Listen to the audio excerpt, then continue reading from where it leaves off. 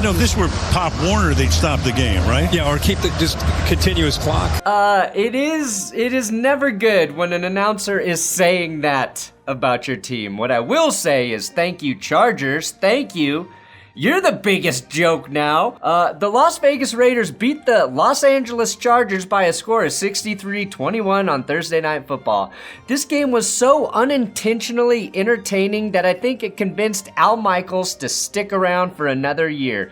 It had everything. Touchdown passes from the quarterback, touchdown passes from the receiver, a one-handed pick six, and the rarest, most beautiful play of them all, the almighty thick six. So, Brandon Staley, after getting throttled 63-21, are you going to keep calling the defense?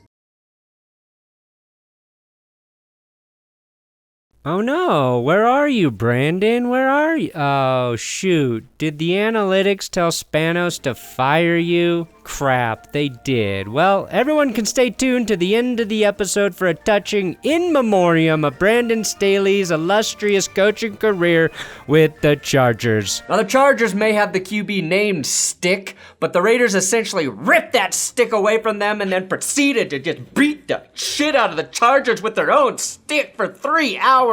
84 total points, no field goals, which of course means the kickers don't get paid this week.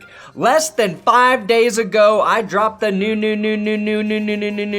worst game whatever featuring the Las Vegas Raiders, who were the victims of losing to the Minnesota Vikings in a game where the Vikings scored just 3 points and benched their backup QB for another backup QB in the fourth quarter.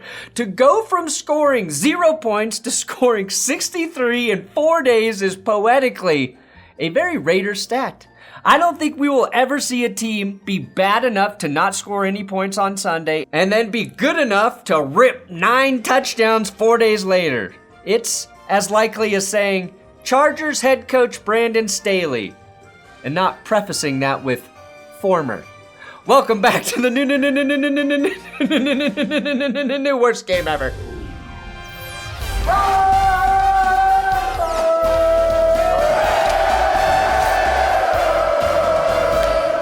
Oh my God, Raiders, you actually went from being victimized by old man fake heart attack. Call an ambulance! Call an ambulance! But not for me! To becoming old man fake heart attack in 4 days. Call an ambulance! Call an ambulance! But not for me! I'm impressed, Raiders. Now, before we got to 63-21, Vegas was up 42-0 at halftime. The 42 points the Raiders scored in the first half were the most by any team coming off a shutout. And the Raiders should not have scored 42, but the Chargers charged so hard before halftime that after giving up that 5th touchdown, they couldn't convert a 4th and 1 in very Staley fashion, and then gave up a final touchdown with less than a minute on the clock. Their defense couldn't last for a minute, touching tribute to old Phillip Rivers, I guess. No contraception. And Antonio Pierce is the only head coach to be shut out and then score 63 points ever at any point in their coaching career, and he did it in 4 days. If the Raiders' resurrection happened in 3 days, I honestly might start recognizing them as my Lord and Savior, Jesus Christ. 8 different players with a touchdown, first time since 1950. The score is interesting in this game, not just for meme purposes, but because the Raiders were 1 touchdown away from hitting 70 points. And that's obviously significant because at the end of September, the Dolphins scored 70 on the Denver Broncos. The football world thought the Raiders might tie that number. However, the Broncos managed 13 points in the first half against the Dolphins, which initially just made that game feel like a run-of-the-mill ass-kicking. The Chargers were down 42-0 at halftime, which means this is how effective their offense was for the first half. When the Dolphins did score 70, they didn't need a single defensive touchdown to do it. Watching the Raiders get to 63 makes me believe that Dolphins stat is one of the most insane stats in NFL history. Vegas scored 2 defensive touchdowns in this beatdown. The Jack Jones pick six was actually just pretty sick. That's former Patriot Jack Jones, which makes this pick fucking hilarious. You may recall that the Chargers paid Patriots corner J.C. Jackson a ridiculous amount of money in the 2022 free agency period, only for J.C. to underperform and then suffer a season-ending injury. His 2023 season was going so poorly, the Chargers traded him back to New England for FTXs on the dollar. That move gave the Patriots enough depth at corner for them to release, guess who? Jack Jones, who put the polish on the death knell that had been inserted to the Chargers' soul by halftime. You can tell he saw this play on film and he was so quick to read it that he almost overran it and literally had to reach back with one hand to get the ball. God, I hate it when my stick gets jacked with one hand. Or do I love it? So the J.C. Jackson acquisition set up that touchdown, and Stick got jacked pretty hard by Malcolm Kuntz, which led to the John Jenkins Thick Six. All 359 pounds of him barely having to hit a jog to score a 45-yard TD. Unless that's full speed. It's hard to tell when a man is that big. How good, though, is Justin Herbert? If he had the Chargers looking like just a shitty team, as opposed to a dead corpse that the Raiders continued to fornicate despite the fact that they didn't have a pulse all game. Yeah, I'm saying the Raiders are necrophiliacs, but only because they're really good at football. That's called a backhanded compliment. And the Raiders backhanded the shit out of the Chargers. I do hope Justin Herbert gets one MVP vote because of this game. But let's be honest, Chargers fans and Raiders fans, and Broncos fans, we're all still the bottom feeders in the AFC West. My team had 70 put on them this year. The Raiders fired their coach midseason and just got shut out. The Chargers then allowed the Raiders to do this to them. We're all good and horrible any given week. We're on the same team, guys. Our mission is to fucking destroy the Chiefs, okay? At least we know how to lose, though, right, guys?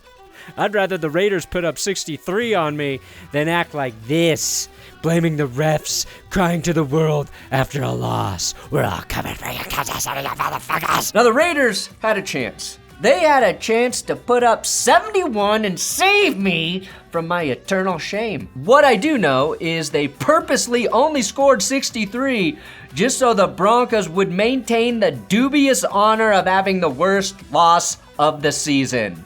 And the most incredible part of all of this, the Raiders were shut out last week. Again, they didn't score in a 3-0 loss to the Vikings, and 4 days later, they dropped 63 on the San Diego Chargers. And yeah, you're the San Diego Chargers again because this loss just set you back 10 years. Honestly, it may have taken you back to the 1800s when electricity didn't exist, therefore meaning you couldn't exist. What days she's most fertile, what days she's not fertile, so therefore you can together either really try to have a child or really not. If the Raiders had just taken 4 points from this game and used it on the Vikings, they'd have 2 straight wins and be in the thick of the playoff race. But they saved it up and blew their load on Bezos. Right on his shiny, bald, beautiful head.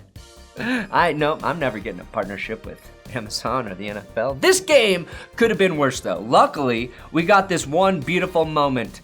A dignity touchdown to Josh Palmer. I think this is my favorite post from Thursday night, the Chargers Twitter account. We scored. Not so creative, are we? Chargers social media team when this is happening.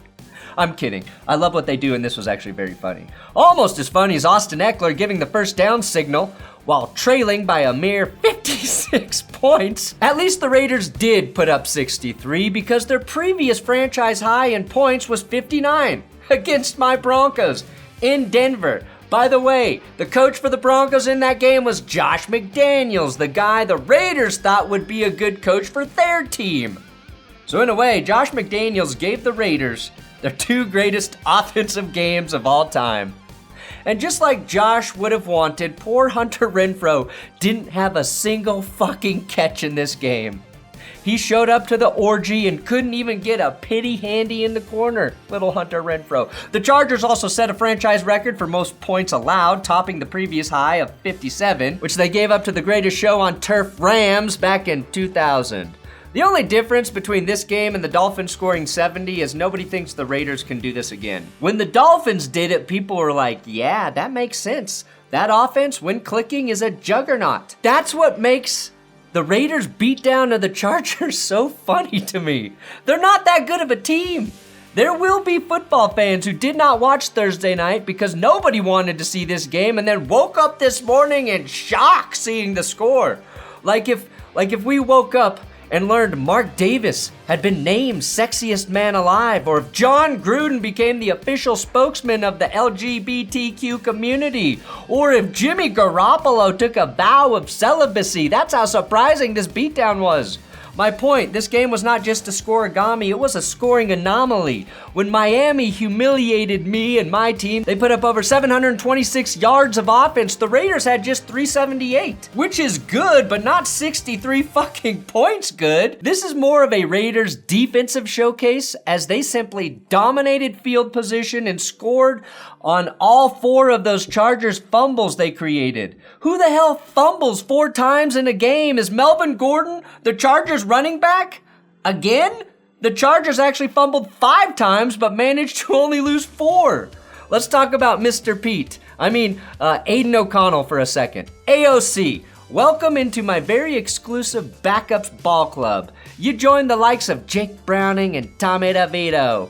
There are no perks about being in this club, but you do get my respect and attention. Something my family wishes they could get from me. Regardless, AOC was hot.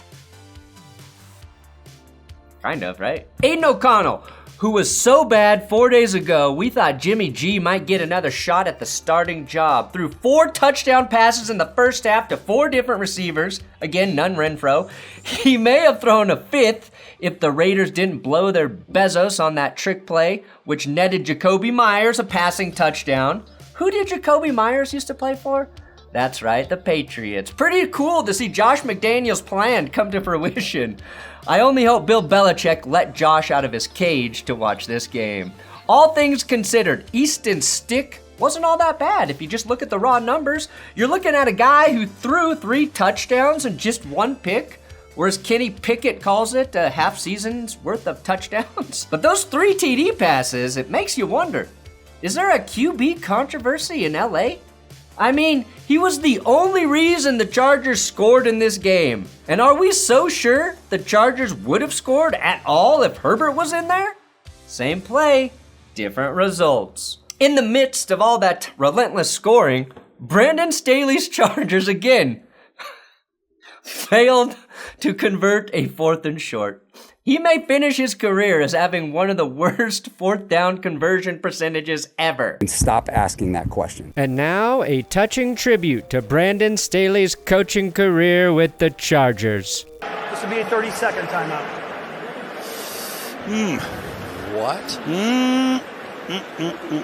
You can stop asking that question. So you're saying you are going to call the defense? I'm going to be calling the defenses. But have you thought about not calling the defense? I'm going to be calling the defenses. So you are going to call the defense still? You can stop asking that question. Just to get clarity, you're going to call the defense still? You can stop asking that question. And the Raiders are still technically in the playoff hunt in the lonesome, crowded AFC. They've got 3 tough games, though, remaining: the Chiefs, the Colts, and the Broncos. And if we're being honest, they probably should have saved some of their points for some of those games. And that was another new worst game ever. Jesus, I wasn't even thinking about talking about this game. But here we are. Congrats, Raiders. Suck it, Chargers. You're the worst team ever. You're the worst team ever. Stupid little team is so the worst.